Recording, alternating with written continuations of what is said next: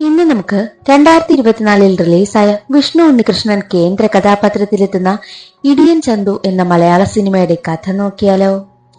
സിനിമയുടെ തുടക്കത്തിൽ ഒരു പെൺകുട്ടിയും ഒരു ആൺകുട്ടിയും തല്ലുകൂടുകയാണ്. അത് കണ്ടുകൊണ്ടുവന്ന പെൺകുട്ടിയുടെ കൂട്ടുകാരനായ ചന്തു ആണെങ്കിൽ ആ പയ്യനിട്ട് 2 കൊടുത്തു. തല്ലുകൊണ്ട് കിടക്കുന്ന അവനെ അവന്റെ അമ്മ കൂട്ടിക്കൊണ്ടുപോയി. ചന്തുവിനെ പറ്റി പരാതി കൊടുക്കുവാനായിട്ട് എല്ലാവർക്കും പേടിയാണ്. കാരണം എന്തെന്നാൽ ചന്തുവിന്റെ അച്ഛൻ പേര് കേട്ടൊരു പോലീസുകാരനാണ്, ഇടിയൻ ചന്ദ്രൻ. ചന്ദ്രനെ എല്ലാവർക്കും പേടിയാണ്.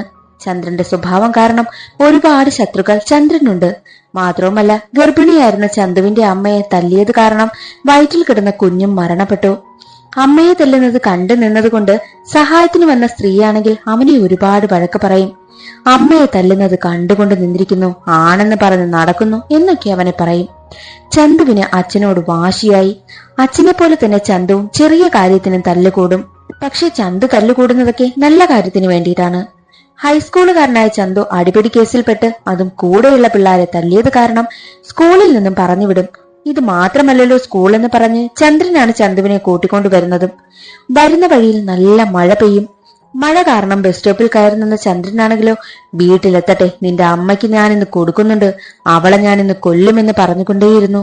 അപ്പോഴേക്കും ചന്ദ്രന്റെ ശത്രുക്കൾ അവിടെ വന്നു. ചന്ദ്രനെ വെട്ടുകയും ചെയ്തു. അത് കണ്ട് കണ്ണടച്ച് നിൽക്കുകയാണ് ചന്തു. കാരണം അച്ഛനോട് ദേഷ്യമുണ്ടായിരുന്നു അവന്. അതുകൊണ്ട് അച്ഛനെ അവൻ രക്ഷിച്ചില്ല. ചന്ദ്രനാണെങ്കിൽ മരണപ്പെട്ടു. ചന്ദ്രൻ കാശ് കൊടുക്കാനുള്ളവരൊക്കെ ഭാര്യയായി ഇന്ദുവിനടുത്ത് വന്ന് പ്രശ്നമുണ്ടാക്കും. ഞാൻ ഉടനെ തന്നെ കാശ് തരുമെന്ന് ഇന്ദു പറയും. എന്നിട്ട് വീട്ടിലെ ഊണ് എന്ന് ബോർഡും വെച്ച് ബിസിനസ്സും ആരംഭിച്ചു. തന്റെ അമ്മയോട് മോശമായി സംസാരിച്ച ആളിനെ മരണാനന്തര ചടങ്ങ് നടക്കുന്നത് പോലും നോക്കാതെ ചന്തു തല്ലുകയും ചെയ്തു. അങ്ങനെ ഇരിക്കെ ബിസിനസ്സൊക്കെ നന്നായി മുന്നോട്ട് പോകവേ ഒരിക്കൽ 2 പോലീസുകാർ വീട്ടിലേക്ക് വന്നു. ചന്ദ്രൻ മരിച്ചതിനാൽ ആ ജോലി ഇന്ദുവിന് നൽകാനുള്ള ഓർഡർ കൊടുക്കാനാണ് വന്നത്. പക്ഷെ ഇന്ദുവിന് പോലീസ് ജോലിയോട് ഒരു താല്പര്യവുമില്ലായിരുന്നു. കാരണം ചന്ദ്രൻ അങ്ങനെ ഒരു പോലീസുകാരനായിരുന്നല്ലോ. അതേ സമയമായിരുന്നു ചന്തു ഒരു പയ്യനുമായി അടികൂടിയതിനാൽ നാട്ടുകാർ ചന്തുവിനെ പിടിച്ചുകെട്ടി വീട്ടിലേക്ക് കൊണ്ടുവന്നതും. അത് കണ്ട ഇന്ദു ആണെങ്കിൽ പോലീസുകാരോട് ആ ജോലി ചന്തുവിന് കൊടുക്കാൻ പറ്റുമോ എന്ന് ചോദിച്ചു. പക്ഷേ ചന്തുവിന് അതിനുള്ള പ്രായവുമില്ല, +2 പാസ്സാകണം. ചന്തുവിന് പോലീസാകാൻ താല്പര്യമുണ്ടോ എന്ന് ചോദിച്ചപ്പോൾ ഉണ്ടെന്നവനും പറഞ്ഞു. ഇതിനാൽ ഈ തല്ലൊക്കെ നിർത്തി നന്നായി പഠിച്ച് +2 പാസ്സാകാനായും പോലീസുകാർ പറഞ്ഞു. അങ്ങനെ കാലം കടന്നുപോയി. ചന്തു +2വിലായി. പക്ഷേ അപ്പോഴും അവൻ പാസ്സായില്ല. 22 വയസ്സായിട്ടും +2വിൽ തന്നെയാണവൻ. എന്നും അടിപിടി കേസ്. ഒടുവിൽ പോലീസ് സ്റ്റേഷൻ വരെ എത്തി. ചന്തുവിനെ എങ്ങനെയും പോലീസാക്കണമെന്ന് അമ്മയ്ക്ക് ആഗ്രഹം. ഒടുവിൽ ഉയർന്ന ഉദ്യോഗസ്ഥൻ പറയും, നീ ഇങ്ങനെ ആയാൽ നിനക്ക് അമ്മ കൂടി ഇല്ലാതാകും. ആദ്യ കേറിയാകും ഇവൾ ചത്തുപോകുന്നത്. നീ നന്നായി പഠിക്കേ, ഇവൻ ഇവിടെ നിന്ന് മാറി നിൽക്കട്ടെ എന്ന് ഉയർന്ന ഉദ്യോഗസ്ഥനും പറഞ്ഞു. ഒടുവിൽ ഇന്ദുവിന്റെ തറവാടുള്ള കോതമംഗലത്തേക്ക് അയക്കുവാനായും തീരുമാനിച്ചു. അവിടെ പുതിയ സ്കൂളിൽ ചേർക്കുകയാണ്. അവിടെ ചന്തുവിന്റെ അമ്മാവനും അമ്മായിയുമുണ്ട്. ഇത്തവണ +2 പാസ്സാകണമെന്ന് പറഞ്ഞാണ് അവനെ കോതമംഗലത്തേക്ക് അയച്ചതും. എന്നാൽ മറ്റൊരു വശത്ത് കോതമംഗലത്തെ കേന്ദ്രീകരിച്ച് ഒരു ഡ്രഗ്സ് വ്യാപാര സംഘം ഇറങ്ങുന്നുണ്ട്. പ്രത്യേകിച്ച് അവരുടെ ലക്ഷ്യം ഹയർ സെക്കൻഡറി സ്കൂളിലെ പിള്ളേരാണ്. അങ്ങനെ ചന്തുവുമായി തന്റെ സഹോദരന്റെ വീട്ടിലേക്ക് എത്തുകയാണ് ഇന്ദു. ചന്തു വരുന്ന വിവരമറിഞ്ഞ് സഹോദരന്റെ ഭാര്യയാണെങ്കിൽ ചന്തുവിനെ കുറ്റം പറഞ്ഞ് സംസാരിക്കുന്നതെല്ലാം ചന്തുവും അമ്മ ഇന്ദുവും കേട്ടു. ഇന്ദുവിന് ഒരുപാട് വിഷമമായി. അവൾ പറയുന്നതൊന്നും ശ്രദ്ധിക്കണ്ട എന്ന് സഹോദരൻ പറയുന്നുമുണ്ട്. ഒട്ടും സമാധാനമില്ലാതെയാണ് ഇന്ദു വീട്ടിലേക്ക് പോയതും.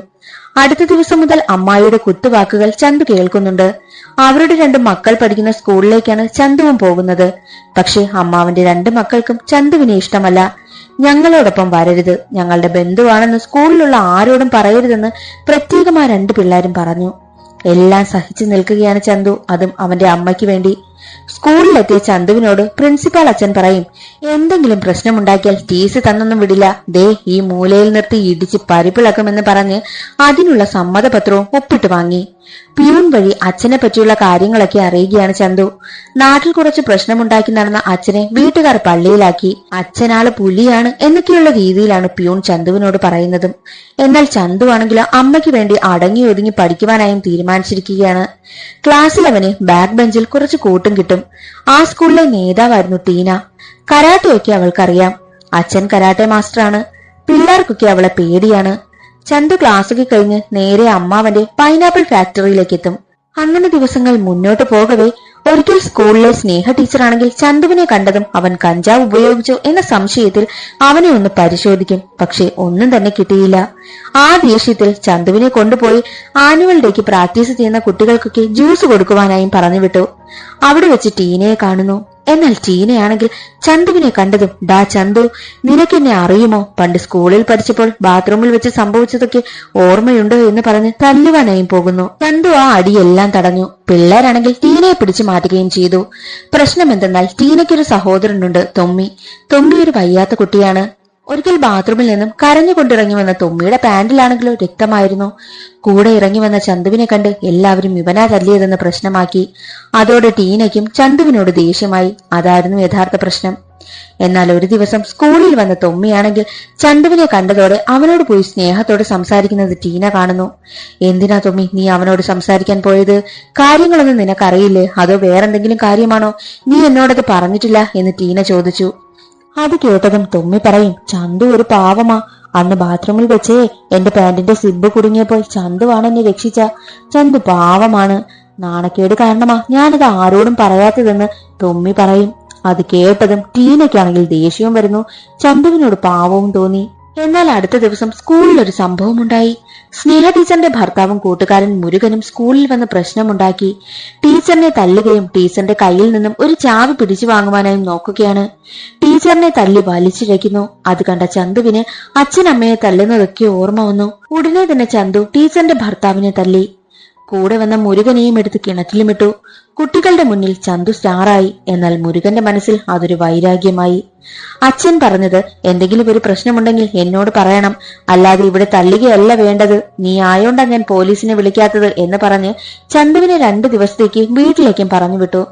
ചന്തു വീട്ടിൽ വരുന്നത് പ്രശ്നമുണ്ടാക്കിയിട്ടല്ല എന്ന് അച്ഛൻ ഇന്ദുവിനെ വിളിച്ച് പറഞ്ഞപ്പോഴാണ് ഇന്ദുവിന് സമാധാനവുമായതും.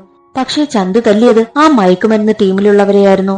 സ്നേഹയുടെ ഭർത്താവാണ് കാറിൽ കഞ്ചാവ് കടത്താനായി നോക്കിയത്. അപ്പോൾ ആ ചാവിയാണ് സ്നേഹ കൈക്കലാക്കിയതും. അവർ ഡിവോഴ്സ് ആകാനായി നിൽക്കുകയാണ്. പക്ഷേ ചന്തു തല്ലിയത് ആ മയക്കുമരുന്ന് ടീമിലുള്ളവരെയായിരുന്നു. സ്നേഹയുടെ ഭർത്താവ് കാറിൽ കഞ്ചാവ് കടത്താൻ നോക്കിയപ്പോൾ ആ ചാവിയാണ് സ്നേഹ കൈക്കലാക്കിയത്. അവർ ഡിവോഴ്സ് ആകാനായും ശ്രമിക്കുകയായിരുന്നു. മാത്രവുമല്ല, ആ മുരുകൻ കഞ്ചാവ് ടീമിന്റെ ഹെഡായ സ്ത്രീയുടെ സഹോദരനുമാണ്. മുരുകൻ എങ്ങനെയെങ്കിലും ചന്തുവിനെ കൊല്ലണമെന്ന വാശിയാണ്. മറ്റൊരു വശത്ത് തന്റെ ഭാഗത്തെ തെറ്റ് മനസ്സിലാക്കിയ ടീനയാണെങ്കിൽ ചന്തുവിനോട് ഒന്ന് മാപ്പ് പറയും. ടീനയ്ക്ക് ചന്തുവിനോട് സ്നേഹമൊക്കെ തോന്നും.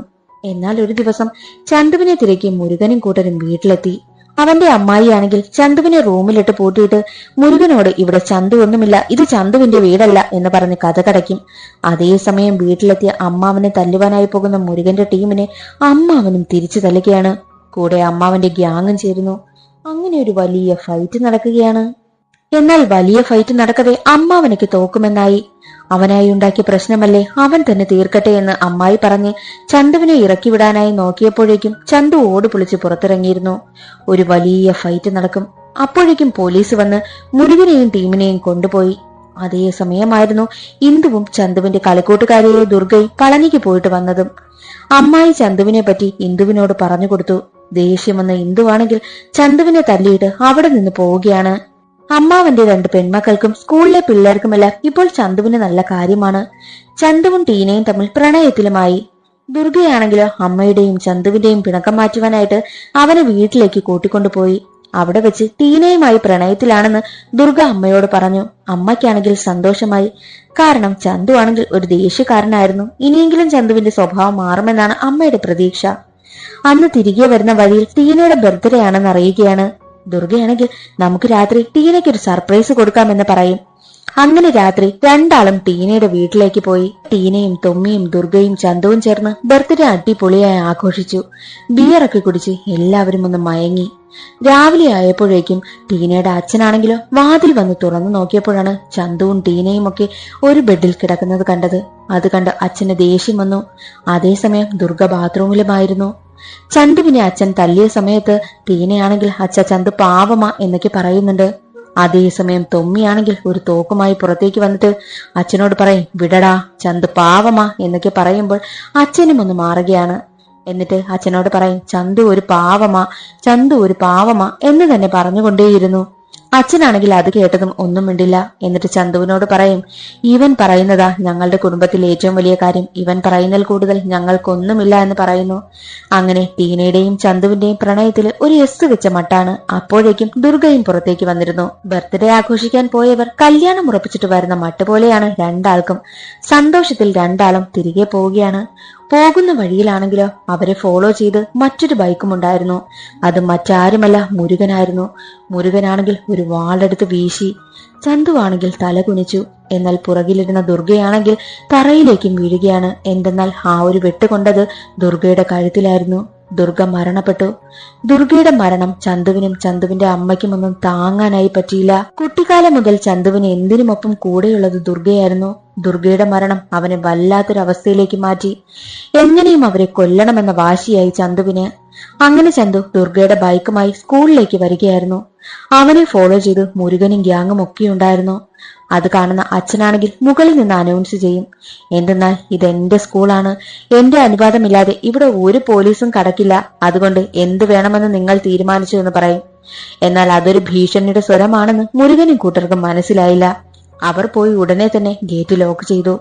അതേസമയം സ്കൂളിലുള്ള എല്ലാ പിള്ളേരും ബാറ്റും സ്റ്റമ്പുമായൊക്കെ പുറത്തേക്കെടുത്ത് ചാടി. എന്നിട്ട് മുരുകനെയും ഗ്യാങ്ങിനെയും ഒക്കെ പഞ്ഞിക്കിട്ടു. എല്ലാവരെയും എടുത്ത് ഗേറ്റിന്റെ പുറത്തേക്ക് എറിഞ്ഞു. മുരുകനൊക്കെ കഞ്ചാവ് ടീംസ് ആയതിനാൽ സ്കൂളിലുള്ള പിള്ളേർ അവരുടെ ടീമിനെയൊക്കെ അടിച്ച് പുറത്താക്കിയത് ന്യൂസിലൊക്കെ വലിയ വാർത്തയായി. ഇതുപോലായിരിക്കണം സ്കൂളിലുള്ളവർ. കഞ്ചാവിനോട് നോ പറയണം, അങ്ങനെയുള്ളവരെയൊക്കെ നമ്മൾ സമൂഹത്തിൽ നിന്ന് തന്നെ തുടച്ചു കളയണം എന്നുള്ള രീതിയിലൊക്കെ ന്യൂസ് ചാനലുകളൊക്കെ ആ ഒരു വാർത്ത ആഘോഷമാക്കി. അങ്ങനെ കുറച്ച് ആഴ്ചകൾ കടന്നുപോയി. സ്കൂളിൽ എക്സാം നടക്കുകയാണ്. ചന്തുവിനോട് ഇത്തവണയെങ്കിലും നീ ജയിക്കുമോ എന്ന് അച്ഛൻ ചോദിക്കുന്നുണ്ട്. ചന്തുവിനാണെങ്കിൽ ഫുൾ കോൺഫിഡൻസ് ആണ്.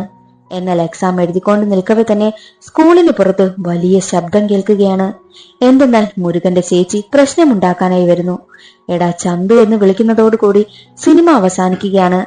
രണ്ടാം പാർട്ടിനുള്ള സൂചന നൽകിക്കൊണ്ടാണ് സിനിമ അവസാനിക്കുന്നതും. ഇന്നത്തെ വീഡിയോ എല്ലാവർക്കും ഇഷ്ടമായെന്ന് കരുതുന്നു. ഇഷ്ടമായാൽ ഒന്ന് ലൈക്ക് ചെയ്ത് സപ്പോർട്ട് ചെയ്യാനും ചാനൽ ഇഷ്ടമായാൽ സബ്സ്ക്രൈബ് ചെയ്യാനും മറക്കരുതേ. അടുത്തൊരു സിനിമയുടെ കഥയിൽ കാണാം. അതുവരെ എല്ലാവർക്കും ബൈ.